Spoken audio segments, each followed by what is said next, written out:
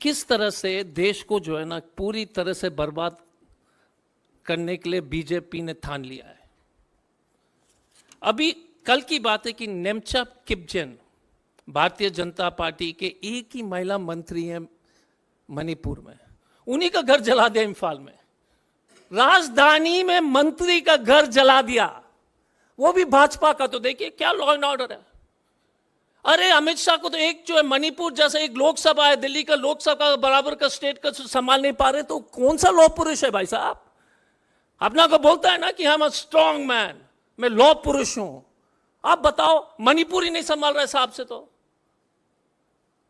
मणिपुर 9 व्यक्ति की हत्या हुई परसों, कोई डिबेट नहीं, कोई चर्चा नहीं। पुरोला है ना भाई साहब बचाने के लिए भाजपा को, उत्तराखंड पुरोला।